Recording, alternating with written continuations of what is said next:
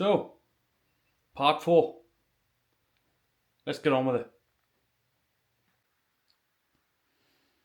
Okay, so I'm working on the shuttle bay now, and what I've done is I've gone on the inside and I've painted the inside of this red and the two sides blue, so in clear. So what I'm planning on doing is putting some LED strips inside here, and the idea is that I won't have to put any other LEDs in here, and the ambient light inside will light these parts here. So that's the plan. But the other thing I'm doing now is the deflector. So what I've done so far is just I've taken the deflector piece and I have glued it in position. So I just run a bead of glue around the housing and just glued in, but it's not really exactly how I want it. I think there should be stronger glue on the inside. I don't want to put more super glue in there because I think it'll just frost it even more, and it's technically not a problem, but I think I might end up putting some clear resin in there and holding it in place that way. The other thing I want to do is I want to build a cone to go inside this so that I can put an LED in there. So I think that's what I'm going to do now is I'm going to 3D print a cone that's going to come from the back here to the LED. So it should be about 36 mil around, and yeah, that should do, I think. So yeah, I'm going to 3D print a test cone and put that in here and take a look at it then. Okay, so I 3D printed a cone, and this was my test version, and it fits in nice. It's okay. It just sits a little too deep back into the hull. So, and the other thing I thought was maybe I could shorten the distance here as well. So I printed the second one, and I've put some foil tape in there to act as a reflector. And this one, even it's a bit shorter, it's a bit wider, and that just drops straight into place, and it fits beautifully. And even without the deflector light on, the reflection you get from the aluminium foil there looks quite nice. It's just bouncing light all over the place. But let's put a blue LED on. Oh. And stick it in there. And that is nigh on perfect. Now, yeah, you get a bit of hot spotting, but the thing is, the one in the movie had a bit of hot spotting, and you notice it in shots whereby it's flying past. The only thing I would say is that the blue here is a bit bright. So I'm going to look at putting a stronger resistor on this, just so that I can just take that down a bit, because it is incredibly bright. Though I do like the fact that it's looking right. It looks like it does in the film, and when you turn it, you get that parallax with the hotspot. So I think I'm going the right way. But anyway, I think I'm gonna put a resistor on this and try to drop it down a bit, and then I'm gonna glue this in, and hopefully then I can crack on this. I'm gonna be putting the thrusters on this as well. So where this is in place here, I think what I'm gonna do is I'm gonna put maybe some foil on the back of this as well to act as a reflector for reflecting the light back. So yeah, so I've glued a piece of styrene onto the neck there, and it's now more parallel to these lines, which is correct. Now what I'm going to do is I'm just going to trim off the back there, and it should be all good to go. So that's the next job. I want to get the neck finished because this is really the big hold up. I've also drilled holes in there for the lighting as well. So that's done. It really, honestly, it should come together pretty quick now. Okay, so this is how the torpedo launcher is looking so far.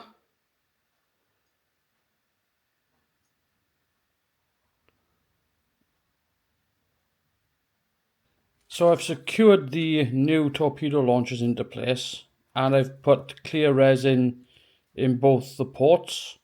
On the back, I have covered it with foil tape. And what I've also done is I've built a little box section inside to just trap the light. So I haven't covered it with anything at the moment. It's just a thin piece of styrene.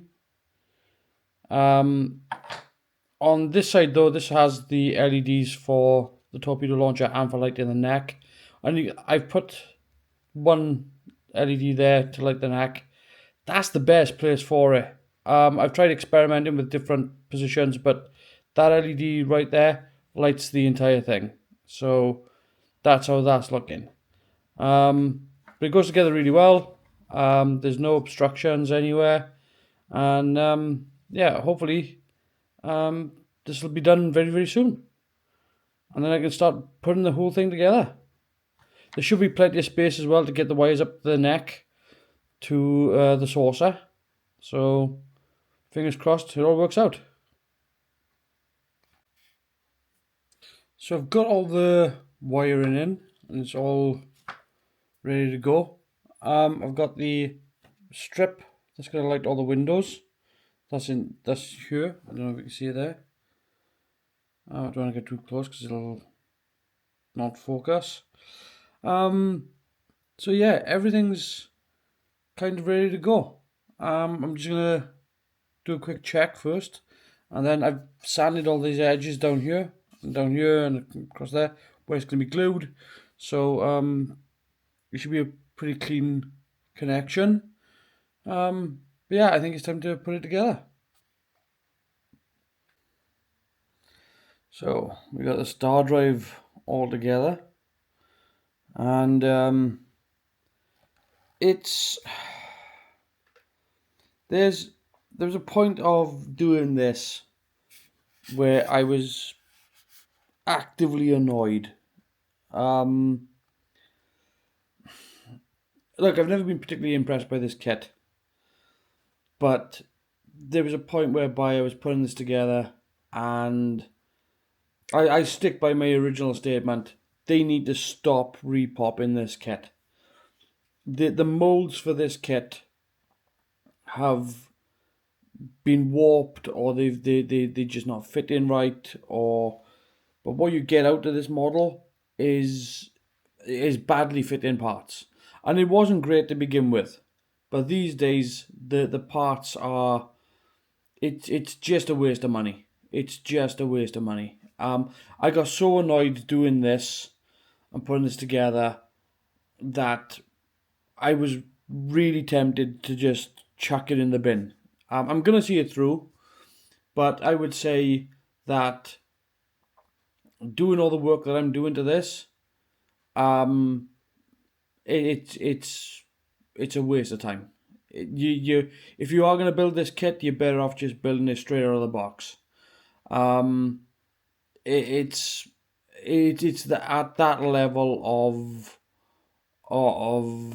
this is up there for worst model kit ever produced.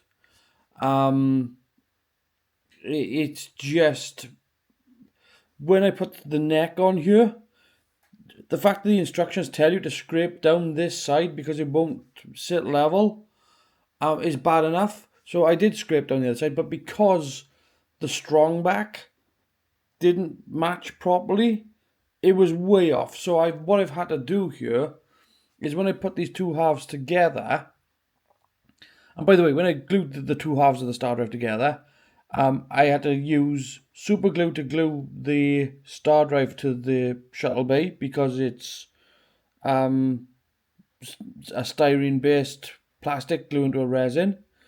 Then I used cement to glue the two halves of the hull together as well. And then I had to reinforce it with epoxy. So there's a multiple types of bonding going on there. With the neck, I glued one side with cement so that it bonded to the strong back. And then this side, I actively packed out with epoxy just so that I could hold it level. And it's still not right now. It's still not sitting true now. It's as true as it's ever going to get. Um, it's it's never going to be 100%. It's as best as I can get it. And I mean, I'm talking to you from the point of view of I'm a seasoned model builder. I've been doing this for 30 plus years, and I'm attacking this kit. And I would say, if you were going to buy this kit, just build it out of the box. Just don't do anything to it. Just build it out of the box. If you can get it for as cheap as you can. But my personal thing would be, do you know what? I just save up a bit of money and get the 1350 because this is a nightmare, an absolute nightmare. There's nothing about this process that I'm entirely happy with at all. So, but yeah, it's at least we've got the star drive together. I can still take the deflector out because that's not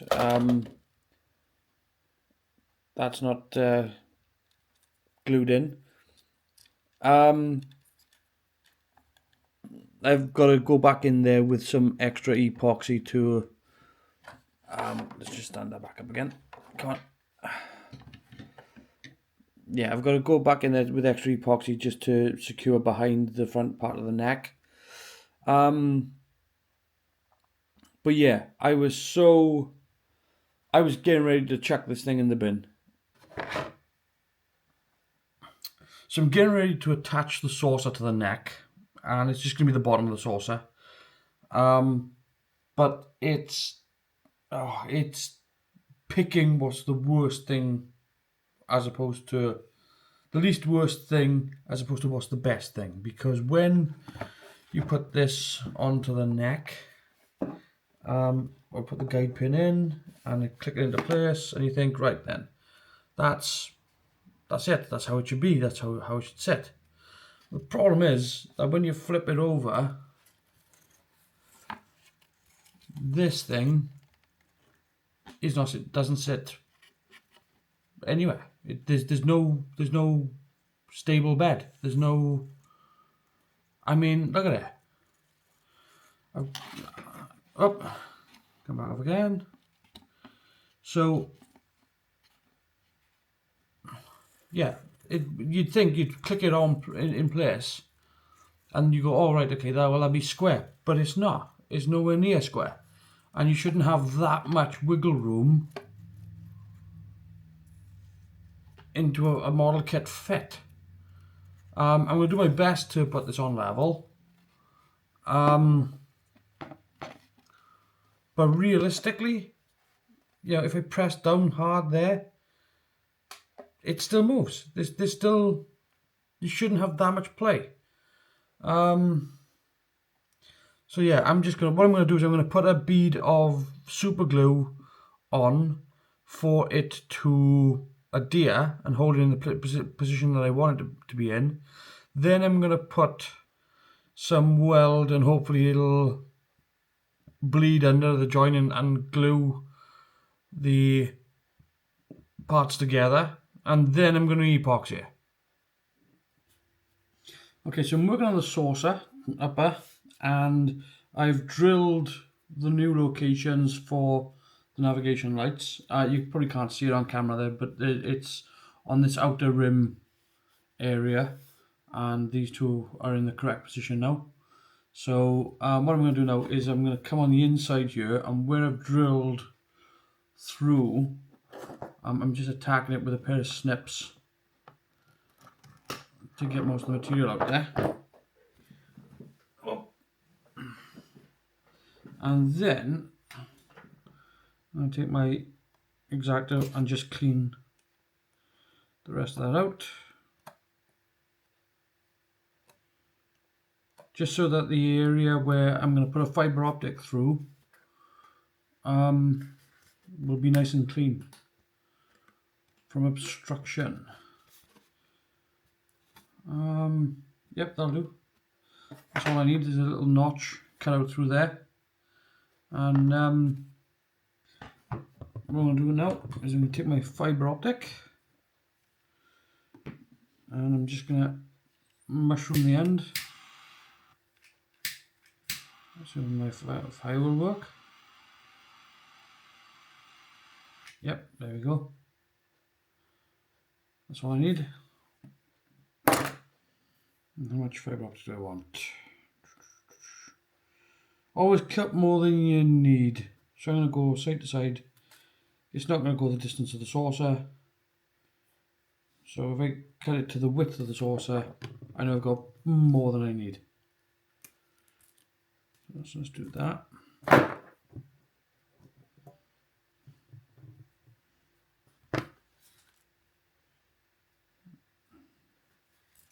And just thread the fibre optic through. There we go. Now I've got the fibre optic in the correct place, which is what you need. So I'm going to do this now for the others, and just so that we can see how it looks briefly.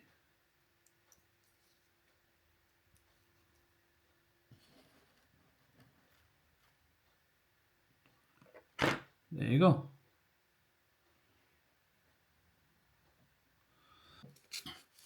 So I'm going to make up some epoxy now to secure all the fibre optics in place for the top of the saucer. What I'm also going to do is I'm going to fit the impulse crystal as well. So what I've done here is I've just got a piece of masking tape that I'm just going to rip up, and all I'm going to do is flip this over and put this over the top of the fibre optic. And all this is doing is just holding it in place so that it doesn't move when the epoxy is set in. So I'm just putting a little blob on and around the fibre optic. And hopefully it'll just drip and settle. There you go. And put a little bit around the impulse crystal.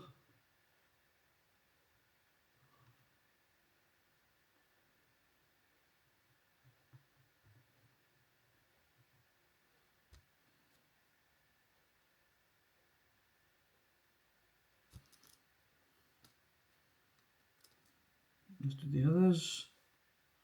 Now I'm pressing these down as well because I don't want them sticking straight up. So just squash them flat a little bit.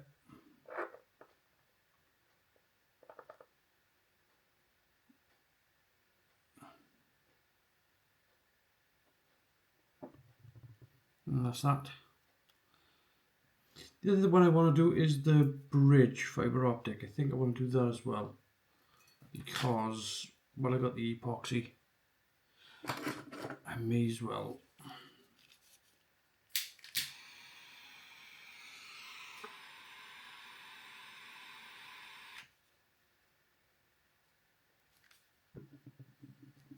I'm hopeful that this will fit actually because I haven't checked.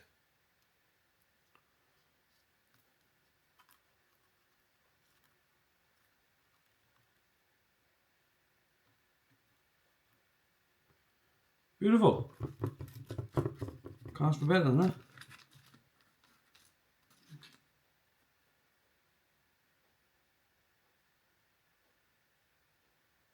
Okay, so I've painted up the officer's lounge, and it's not looking too bad. I've added some trees in there as well. These trees, incidentally, I used from the piece of the Arboretum that I cut out for the star drive. So, yeah, it's nice to reuse and recycle, I suppose. But it's not looking too bad. It's looking quite good. I'm happy with it.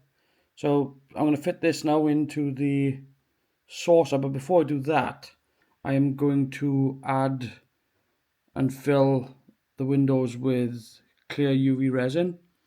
And yeah, I'm going to put a piece of vinyl over the window and then fill it from the inside. So I'm going to crack on with that.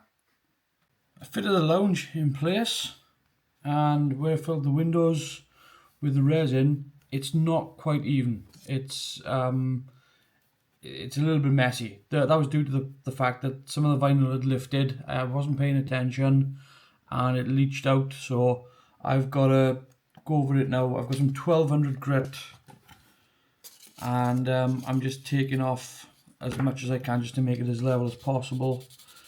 Now this is gonna frost the windows, but what I'm gonna do is once I've gone over with this, I'm gonna go over it with a buffing pad to try to take as much out of it as possible. And then, if that doesn't work, I've got an idea to take out the scratches by going over it with a thin coat of gloss lacquer. So it'll just sort of, the lacquer will sort of get into all the scratches and just even it out. It's not a perfect solution, but you know, you have to do what you have to do.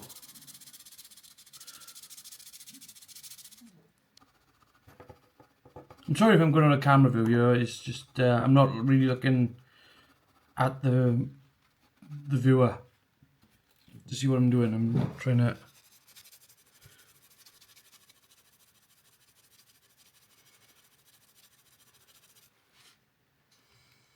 There you go.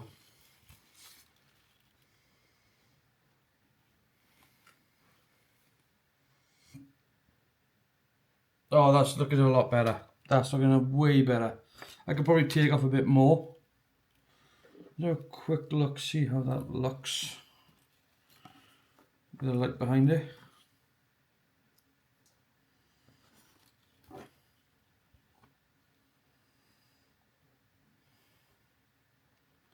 Oh, it's not great, but I can see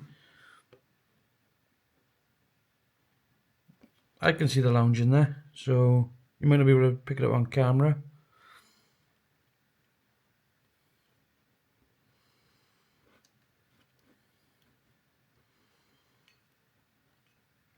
But I can definitely see it.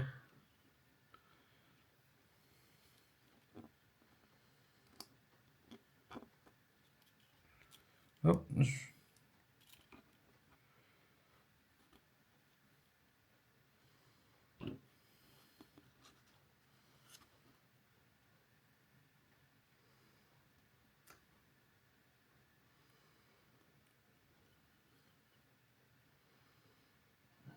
I don't know if that's reading on camera, but I can see the seating area, and I can see the table, and yeah. I guess a bit fuzzier towards the back, but yes, I can definitely see the room in there.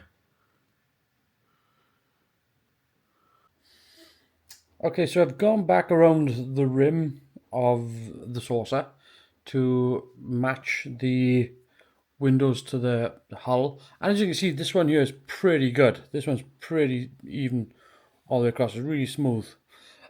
There are ones on this side which were less so. Let me just turn this around. These ones were awful. And if you look there, you can see sort of like this sort of build up in the corner there. What I've done was I would get a build up of dust in the corner, and I would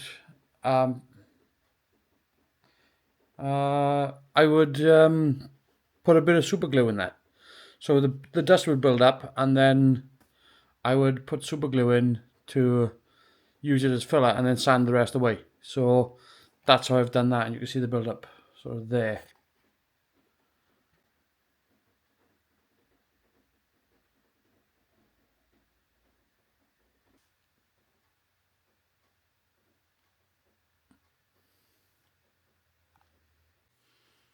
So I'm going to call it quits there. Um, Look, it's been 30 years since I built this model, and the kit hasn't improved in that time. If anything, it's gotten worse. I would say if you are going to build this model kit and you're determined to buy it, listen, just build it straight out of the box. It's a lot of work to improve it, and it's just not going to get anywhere brilliant. You know, you're gonna have to put in so much work just to bring it up to sort of up to speed. Um, it's a shame because I don't like saying it because I think it's a really good sized kit. I just think that the problem is that it needs complete retooling.